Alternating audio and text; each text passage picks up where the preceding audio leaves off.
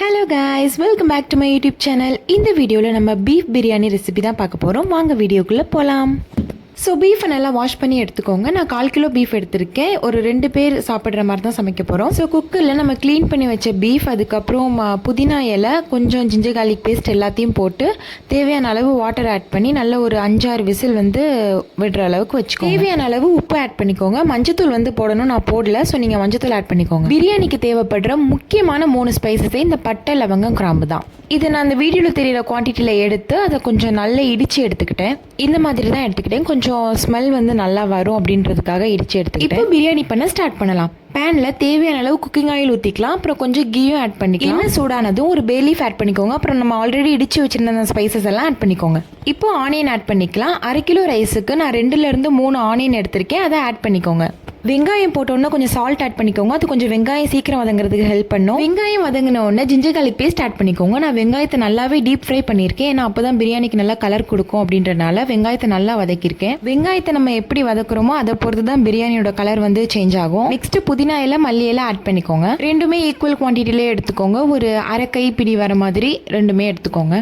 எல்லாம் நல்லா கிண்டி விட்டுட்டு அது கூடவே பச்சை மிளகா ஆட் பண்ணிக்கோங்க. பச்சை மிளகா நான் ஒரு 3 தான் ஆட் பண்ணுறேன். நீங்கள் காரத்துக்கு ஏற்ற மாதிரி ஆட் பண்ணிக்கோங்க.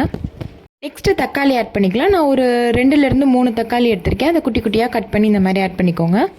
எல்லாத்தையும் நல்லா கிண்டி விட்டுட்டு லைட்டாக வதங்கினோன்னு பிரியாணி மசாலா ஆட் பண்ணிக்கோங்க. இதுக்கு நம்மளுக்கு பிரியாணி மசாலா ஒரு 10 to 12 gram of biryani masala போதும்.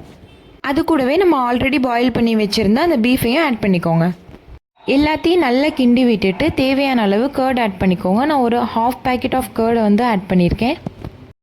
கர்ட் ஆட் பண்ண உடனே தண்ணி ஆட் பண்ணிக்கோங்க. நான் இப்போ 4 கிளாஸ் தண்ணி அப்படின்னா 2 கிளாஸ் அந்த ஆல்ரெடி அந்த கறி அவிச்ச அந்த தண்ணியும் 2 கிளாஸ் தேங்காய் பாலும் எடுத்து வச்சுக்கிட்டேன். ஸோ மொத்தம் 4 கிளாஸாக நான் அதை ஊற்றிட்டேன். இந்த மாதிரி தண்ணியெல்லாம் ஊற்றி கலந்து விட்டதுக்கப்புறம் நல்ல உப்பு காரம் எல்லாமே கரெக்டாக இருக்கா அப்படின்ட்டு ஒரு வாட்டி டேஸ்ட் பண்ணி பார்த்துட்டு மூடி வச்சுருங்க. மூடி வச்சு ஒரு 3 to 4 மினிட்ஸில் தண்ணி நல்லா கொதிக்க ஆரம்பிச்சிடும். அந்த மாதிரி கொதிக்கிற அந்த டைமில் நம்ம அரிசி ஆட் பண்ணிக்கலாம். அரிசி சேர்த்ததுக்கப்புறம் நல்லா கிண்டி விட்டுருங்க. கிண்டி விட்டுட்டு ஒரு லெமன், ஒரு ஹாஃபுக்கும் கம்மியான, ஏன்னா 1/2 கிலோ ரைஸ் அப்படிங்கிறதுனால ஒரு 1/4 லெமன் அந்த அளவுக்கு நல்லா புளிஞ்சு விட்டுக்கோங்க. லெமன் புளிஞ்சதுக்கப்புறம் நல்லா கிண்டி விட்டுட்டு ஒரு வாட்டி ரீசெக் பண்ணிக்கோங்க. உப்பு, புளிப்பு, காரம் எல்லாமே கரெக்டாக இருக்கா அப்படின்ட்டு ஒரு வாட்டி செக் பண்ணிக்கோங்க. ஸோ எல்லாம் செக் பண்ணி முடித்த உடனே அரிசியும் தண்ணி எப்போ சம அளவில் வருதோ அப்போ ஸ்டவ்வை நல்லா சிம்மில் வைக்கணும்.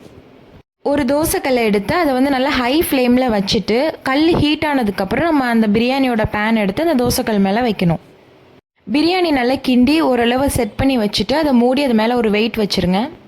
இந்த மாதிரி ஒரு 15 to 20 மினிட்ஸ் அந்த பிரியாணி தம்மில் இருந்தது அப்படின்னா ரைஸ் நல்லா வெந்து நம்மளுக்கு ஒரு சுவையான பிரியாணி ரெடி ஆகிடும். இங்கே பாருங்கள் ஃப்ரெண்ட்ஸ், பிரியாணி ரெடி ஆயிடுச்சு. பிரியாணி நல்ல ரைஸ்லாம் வெந்து நல்லா உதிரி உதிரியாக, அந்த ஸ்மெல்லே ரொம்ப பியூட்டிஃபுல்லாக இருந்தது. ஸோ நீங்கள் கண்டிப்பாக ட்ரை பண்ணி பாருங்கள். இந்த ரெசிபி உங்களுக்குலாம் பிடிச்சிருக்கும் நம்புகிறேன். நீங்கள் கண்டிப்பாக ட்ரை பண்ணி பார்த்து கமெண்ட் பண்ணுங்கள் ஃப்ரெண்ட்ஸ்.